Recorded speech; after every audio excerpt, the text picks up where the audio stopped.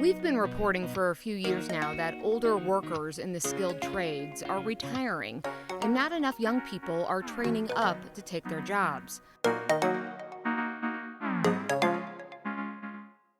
This widening gap between supply and demand of workers in construction, plumbing, electrical, tile setting, and other trades is a concern.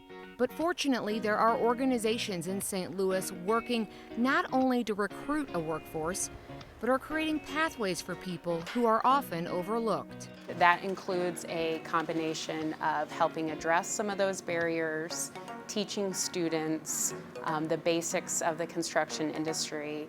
Megan Price is the executive director of the Missouri Works Initiative, an organization that removes barriers preventing people from finding life-sustaining employment in the trades.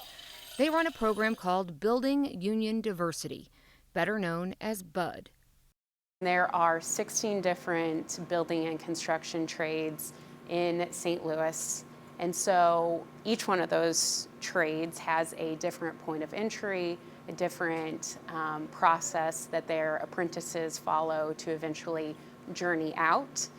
So our program seeks to help navigate that process. What they're doing is they learned a bunch of ties, that's why they're all over the place. Barriers to sustainable employment include lack of transportation, homelessness, or even a lack of awareness about career opportunities and navigating the complicated process. A little bit slower. Historically, access to opportunity in the trades was connected to which friend or family member could help you get your foot in the door.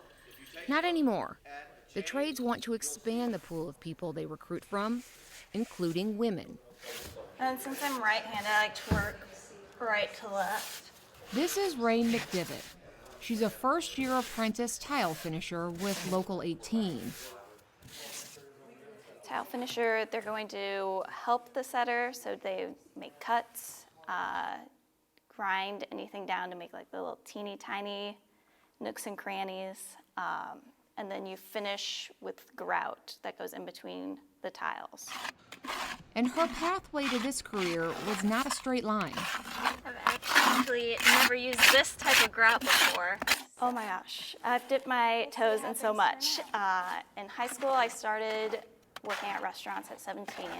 I wound up going to Maryville.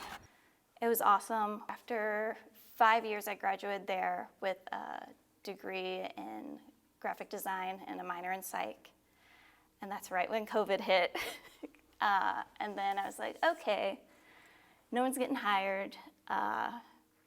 Let's do something else. Ray went through the Launch Code Women's program and learned to code. But after securing an internship, she realized working 8 hours a day at a computer was not what she wanted to do. Then, she came across the BUD program. Because if you don't know what you want to do in the trades, because I didn't know anything about it. Yeah, and you didn't want to do another thing where you realize when you're done that you don't like it. I'm reaching 30, I need to figure out what I'm gonna do here. So I did that, it's only 6 weeks long. You get a stipend every week. They give you pants that I wound up destroying, but I still wear. Hard hat, other personal protective equipment. They really set you up for success. BUD is a 6-week union construction pre-apprenticeship program offered at no charge to selected individuals. No experience necessary. Here, future tradespeople are exposed to plumbing, pipe fitting, tile setting, electrical, ironwork, and others. Any piece of concrete that you ever stand on is going to have rebar in it. And so this is like the bones of a lot of buildings and a lot of, structures. Of those in the BUD program, 40% were unemployed before enrolling. 91% complete the program and graduate.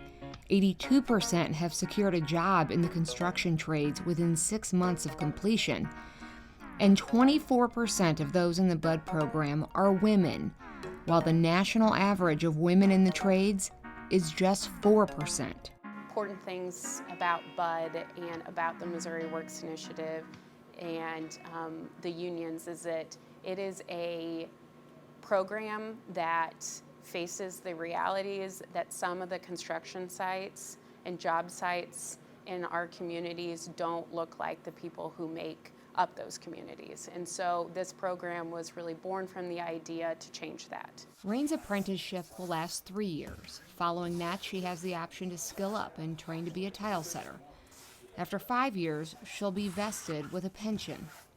I heard someone say you're like close to being a master of your craft after 10 years. I've always been more of like a jack of all trades type of gal, and I'm like, whoa, master of craft after 10 years?